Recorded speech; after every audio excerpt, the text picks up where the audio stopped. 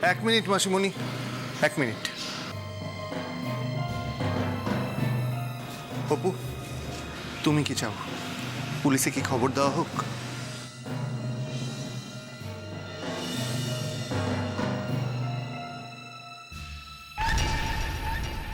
না,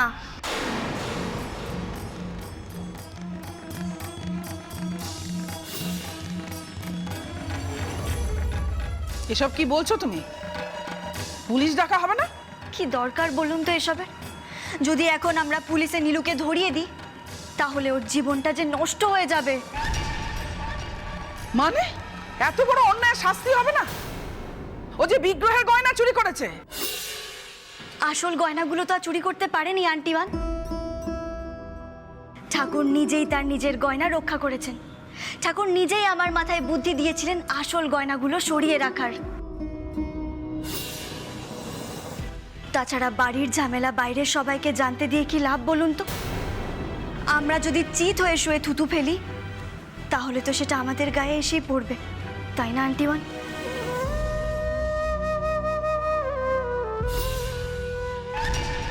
তাই বলে এত বড় একটা অন্যায় শাস্তি হবে না? শাস্তি না দিয়ে ছেড়ে দিলে অন্যায়টা তো নেশা হয়ে দাঁড়াবে। এরপরে তো ব্যাংক ডাকাতি করবে, সোনার গয়নার দোকান লুট করবে। তখন আমি তো ভাবতেই পারছি না আমার বোনের ছেলে চোর হয়েছে, একটা চোর। ভাবতে পারছি না আমি।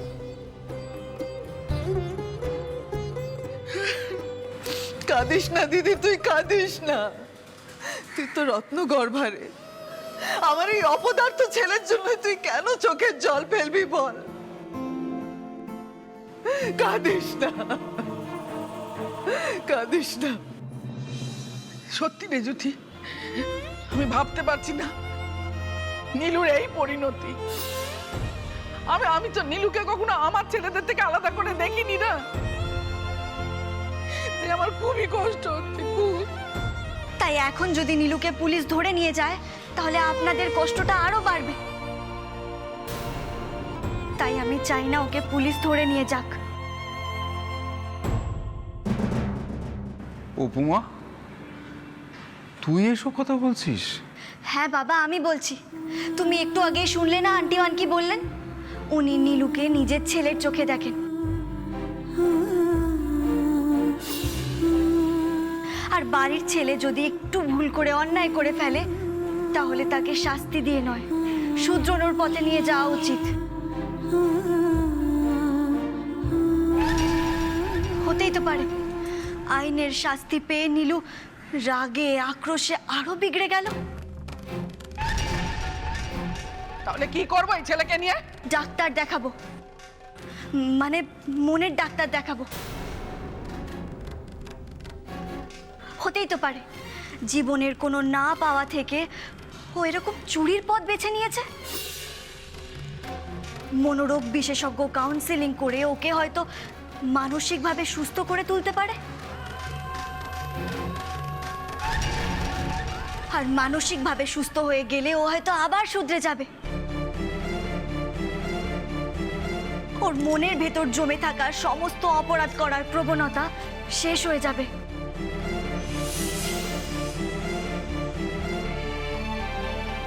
অপু, অপু তুমি? আমি কি কিছু ভুল বললাম দীপু বাবু? তুমি একবার আন্টিমানকে বোঝাও না।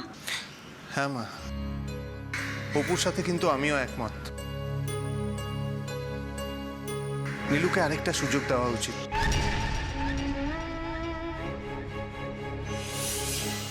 মানে ওকে শুধরানোর একটা সুযোগ দেওয়া উচিত মা।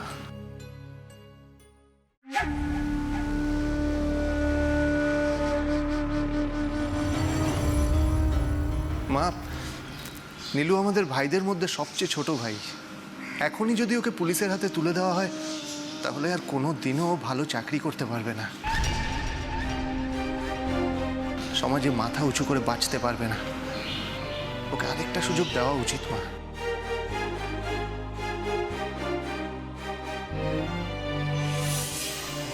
মা, এবারের মতো ওকে ক্ষমা করে দাও তুমি। আমি ওর হয়ে তোমাকে কথা দিচ্ছি, ও আর কোনো দিনও এরকম অন্যায় কাজ করবে না। কিরে নীলু, আর কোনো দিন করবি না তো? আমি ঠাকুরের গয়নায় আর কখনো হাত দেবো না। আর ঠাকুরের আসল গয়না তো আমার হাতে পড়েনি। সে তো ঠাকুরই ওর হাতে পড়তে দেয়নি, তাই সবই ওই ঠাকুরের লীলা। শুধু ঠাকুরের লীলার কথাই বলছো অবলা, আর আমাদের অপুমার বুদ্ধির কথাটা একবারও বলছো না।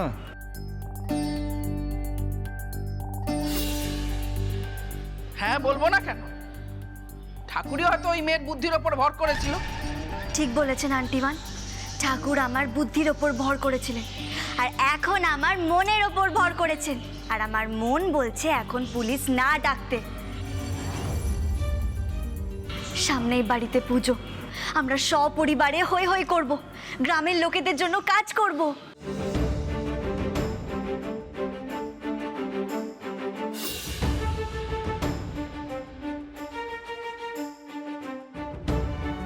ঠিক আছে, তাই হোক। ওই মেয়ের কথাই থাক। খুব ভালো, থ্যাংক ইউ আন্টিমান, I love you.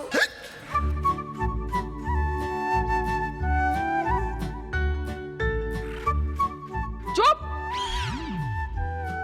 Love you, ওসব লাভ লোকসানের কথা বাদ দাও। শোন নীলু, পুলিশ আসছে না ঠিকই, তবে আমি তোকে শাস্তি দেবো।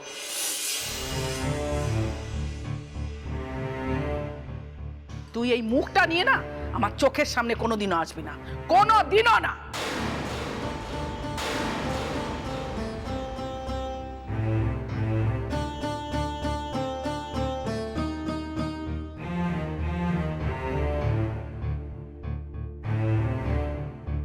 অবলা, প্রেশারটা আবার বেড়ে গেছে মনে হয়। দিদি ভাই, তুই বরং রান্নাঘরে যা, বড় বৌদিকে সাহায্য কর। যাচ্ছি। বৌদি, আমিও যাব। এই যে, তুমি বাজারে যাবে না? আর বড়দা ভাইকে সঙ্গে করে নিয়ে যাও, পুজোর তো বাজার করতে হবে, তাই না? ইয়েস ম্যাডাম, একদম ঠিক বলেছেন আপনি। দাঁড়াও, বর্দা ভাই, বর্দা ভাই। অপু, মা গো, আমরা মা ছেলে কোনোদিন তোমার ঋণ শোধ করতে পারবো না মা। তুমি মায়ের মনের কষ্টটা বুঝেছ। আমি বলেছিলাম ঠিকই নীলুকে পুলিশের হাতে তুলে দিতে, কিন্তু বিশ্বাস করো মা, মায়ের মন তো কষ্টে ফেটে যাচ্ছিল। আমি আপনার মনের কষ্টটা বুঝতে পেরেছিলাম আন্টিটু, আর সেই কারণেই তো আমি পুলিশ ডাকতে বারণ করলাম। নীলু, তোমায় একটা কথা বলি, জীবনে কিন্তু ক্ষমা বারবার পাওয়া যায় না। আর আরেকটা কথা খুব ভালো করে শুনে রাখো, জীবনে এমন কোনো কাজ করবে না যাতে এই পরিবারের মুখে চুনকালি লাগে। এই পরিবারের কোনো ক্ষতি কিন্তু কোনোদিনও অপু মেনে নেবে না। আর যদি এই পরিবারের ক্ষতি কেউ করতে চায়, তাকে অপু ছেড়ে কথা বলবে না।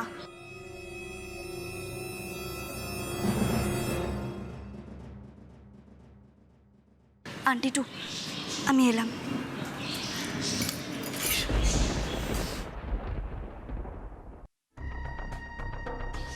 অপু কেমন শাঁসিয়ে গেল দেখলে মা?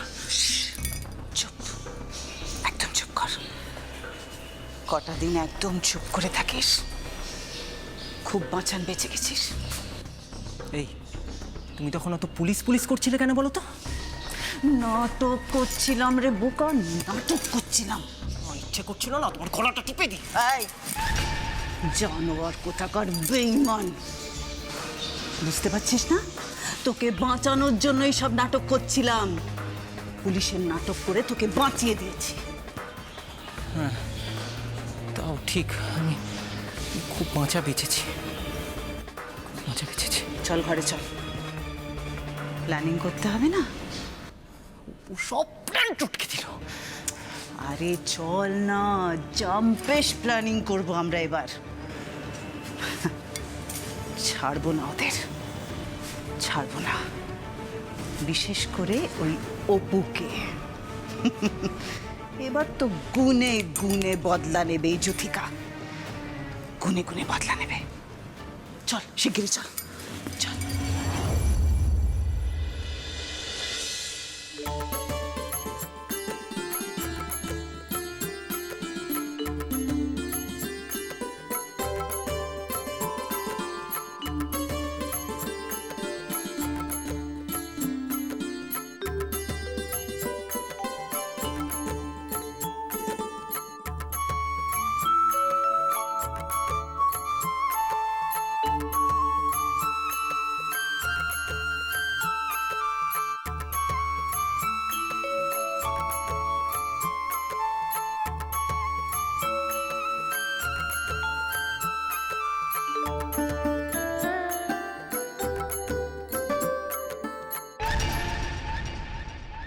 বাহ, অঙ্গসজ্জার পর কি সুন্দর লাগছে বিগ্রহকে বল। পালিশ করার পর বিগ্রহের গয়নাগুলো কি সুন্দর চকচক করছে, তাই না আন্টিমান? থাক, ওসব আর দেখতে হবে না। তা ঠাকুর মশাই কখন এসে পৌঁছাবেন সেটা কি জানা আছে, নাকি মুখেই মারিতং জগৎ? না না মা, ঠাকুরমশাই এক্ষুনি চলে আসবেন, এক্ষুনি চলে আসবেন। ও, পুজোর সব সরঞ্জাম তো রেডি দেখছি। কিন্তু মাসিমণি, সবাইকে দেখছি, নীলুকে দেখছি না। নীলু কোথায়? এখানে আসবে না? ও, আসবে না তাই না? আসলে কোন মুখেই বা আসবে? এমন একটা কাণ্ড ঘটালো, অবশ্য এটা কিন্তু খুব ভালো হয়েছে, কেউ ওকে পুলিশে দেয়নি। কি আর করি বলো, আমার কপালের দোষ। আমি তো ছেলেটাকে ভালো করে মানুষ করতে পারিনি। আমার তো জীবনটাই নরক। আশা করছি বাকি জীবনটা অপু স্বর্গ করে তুলবে। আমার বিশ্বাস ও আমার নীলুকে ঠিক শুধরে দেবে, দেখো।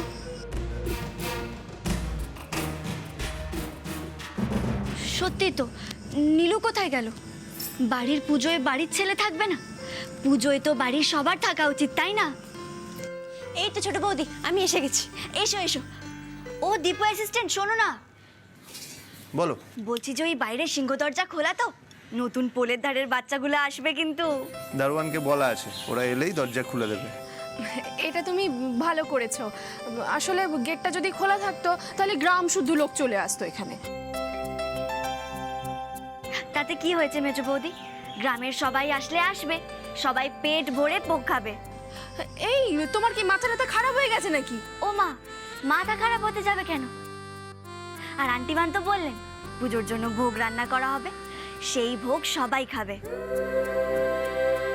এরকম একটা পুজোর দিনে বুঝি দরজা বন্ধ করে রাখা যায়? হ্যাঁ, গেট খুলে রাখো, সবাই যেন ভোগ পায়, কেউ যেন বঞ্চিত না হয়। হ্যাঁ, এই দেখো, এই হলো গিয়ে আমার আন্টিমান। এই কারণেই তো আমি আন্টিমানকে মা অন্নপূর্ণা বলে ডাকি। ওরে, নামেই তোর আন্টি ওয়ান মা অন্নপূর্ণা, আসলে তো ত্রিশূল ধারিনি, তবে হাতার বদলে মাঝে মাঝে খড়গও ধরে হাতে। আবার শুরু করলে তুমি? হ্যাঁ, আবার শুরু করলে? তোমাকে কি এমনি এমনি বলি? তুমি হলে কি না ওই বাঁকানো লেজের মতো। কি অবলা, তুমি আবার আমাকে? হ্যাঁ, আজ আর কোনো ঝগড়াঝাটি নয়, আজ বাড়িতে পুজো বলে কথা, আজ শুধুই শান্তি থাকবে। ও দীপু অ্যাসিস্ট্যান্ট, শোনো না, বলছি যে পোলের ধারের বাচ্চাগুলো যখন আসবে তখন ওদেরকে এই বাড়িটা ঘুরে দেখাতে হবে। এত সুন্দর জায়গা তো ওরা কোনোদিনও ঘুরে দেখেনি, তাই না? এই আমিও থাকবো তোমাদের সাথে। হ্যাঁ, তুমিও থেকো। ও, পুজো হয়ে গেলে না আমি বাবাকে আর আন্টিমানকে একটা কথা বলবো।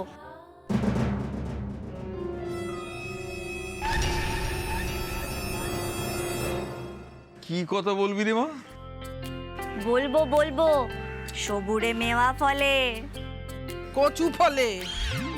নিশ্চয়ই আবার একটা আজগুবি কোনো বায়না করবে। আমার বায়না আপনি না রেখে পারবেন না আন্টিমান, আমি জানি।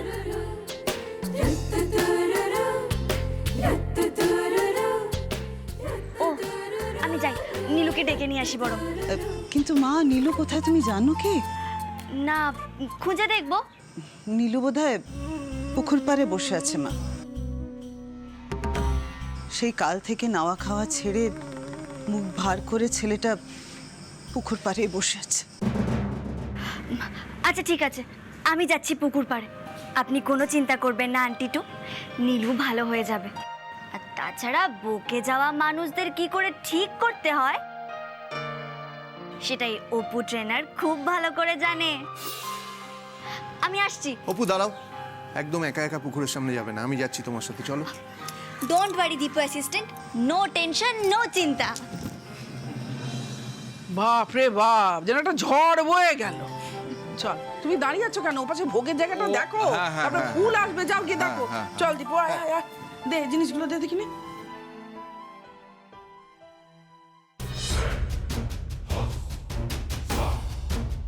যাও অপু, যাও পুকুর ধারে যাও। এমন প্ল্যানিং করেছি না যে আর বেঁচে ফিরতে পারবে না তুমি। আর আজকেই তোমার জীবনের শেষ দিন। আজকেই তুমি আমার সাথে আর আমার ছেলের সাথে যা যা করেছো তাতে তোমার শাস্তি তো পেতেই হবে, পেতেই হবে। নীলু, নীলু, কোথায় আছো? নীলু, কোথায় তুমি? পুজোর ওখানে সবাই তোমার জন্য অপেক্ষা করছে। নীলু, কোথায় আছো?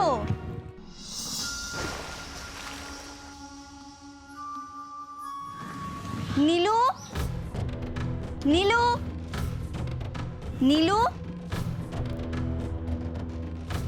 নীলু, নীলু, নীলু, তুমি এখানে? আর ওদিকে সবাই তোমার জন্য অপেক্ষা করছে, আর তুমি কিনা এখানে মন খারাপ নিয়ে দাঁড়িয়ে আছো।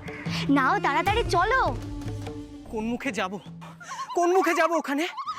আরে বাবা, তোমাকে তো বলা হলো, যা হওয়ার তা তো হয়ে গেছে। তুমি এবার নিজেকে শুধরে ফেলো, নিজেকে পাল্টে ফেলো, দেখবে তারপর সব ঠিক হয়ে যাবে। আর সেটা না করে তুমি এখানে মন খারাপ করে দাঁড়িয়ে আছো। কেন নিজেকে সবার থেকে আলাদা করে রাখছো বলো তো? আমার খুব লজ্জা করছে। লজ্জা পেলে হবে না নীল, নিজেকে বদলাতে হবে, সবার সঙ্গে মিলেমিশে থাকতে হবে। আমিও তো সবার সঙ্গে মিলেমিশেই থাকতে চাই ছোট বৌদি, কিন্তু আমি যে পাপ করেছি, যে অন্যায় করেছি, তারপরে কেউ আমাকে কেন মেনে নেবে? আমি সবার চোখে খুব ছোট হয়ে গেছি ছোট বৌদি, অনেক ছোট হয়ে গেছি। আমি অনেক বড় পাপ করেছি, আমি অনেক বড় ভুল করেছি। না নীলু, না। হ্যাঁ ছোট বৌদি, আমি আর মা সারাটা জীবন মাসিমণির বাড়িতে আশ্রিত হয়ে আছি, আর আমরাই নাকি এই বাড়ির ক্ষতি করছি। আমার বেঁচে থাকার কোনো অধিকার নেই ছোট বৌদি, আমার মরে যাওয়া উচিত। আমি আজকেই নিজেকে শেষ করে দেবো, আমি আজকেই নিজেকে শেষ করে দেবো। আমি মরে যাবো, এই পুকুরে ডুবে মরে যাবো। এসব তুমি কি বলছো নীলু? আমি আমি আমি আজকেই মরে যাবো, আমি এই পুকুরে ডুবে মরে যাবো। ছি ছি ছি ছি ছি, এইভাবে কেউ হেরে যাওয়ার কথা বলে? এইভাবে কেউ মরে যাওয়ার কথা বলে? সবাই কত কষ্ট পাবে বলো তো? কেউ কষ্ট পাবে না ছোট বৌদি, কেউ কষ্ট পাবে না। কদিন কষ্ট পাবে, কিন্তু সবাই নীলুকে ভুলে যাবে, সবাই ভুলে যাবে। সবাই ভাববে নীলু নিজেকে অনেক বড় শাস্তি দিয়েছে, সবাই তাই ভাববে।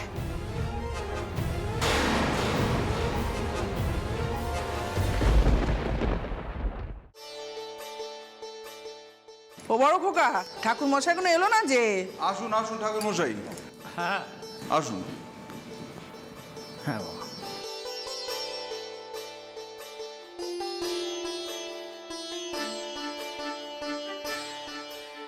তা পুজোর জোগাড় যন্ত্র সব হয়ে গেছে?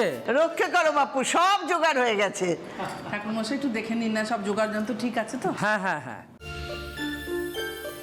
বাহ, খুব সুন্দর জোগাড় যন্ত্র হয়েছে। আর ছেলে বৌমাদের আপনারা নিয়ে এসছেন, সারা বাড়িটা একদম গম গম করছে।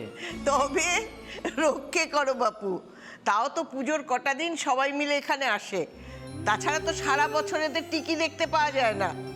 কটা দিন আনন্দে থেকে সারা বছর বেঁচে থাকার রসদ জোগাড় করে নিই আমি।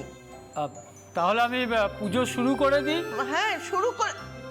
আচ্ছা, মেজো খোকা সেজো খোকা সব গেল কোথায়? কি হয়েছে রাঙা পিসি, ডাকছো? আরে কোথায় থাকিস তোরা? পুজো শুরু হবে তো। এই তো এসে গেছি।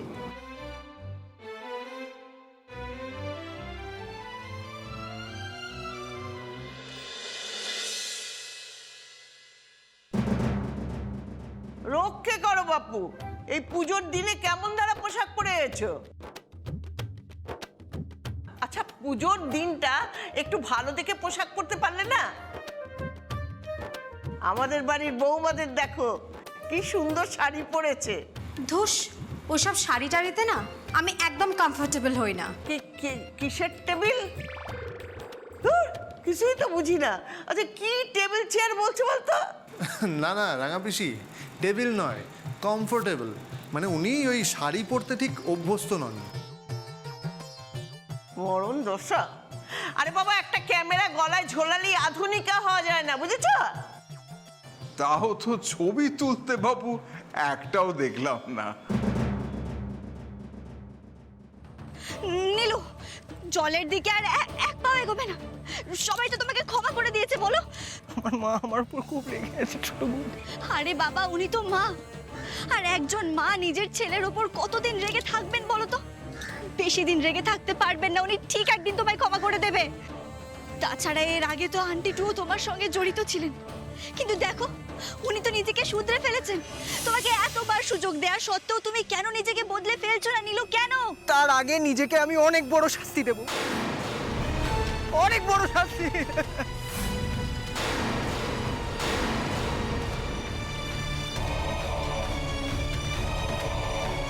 নীলু, আরে কেউ না, এই পুকুর কিন্তু অনেক গভীর, তুমি কিন্তু পড়ে যাবে। পড়ে গেলে যাবো, তাতে কার কি আসা যায়? না, তুমি তুমি এসব কি বলছো? এরকম বলো না। এগিয়ে এসো অপু, আর ওই কাদা মাখা পিছল জায়গায় পা দাও, আর তারপরেই তুমি শেষ।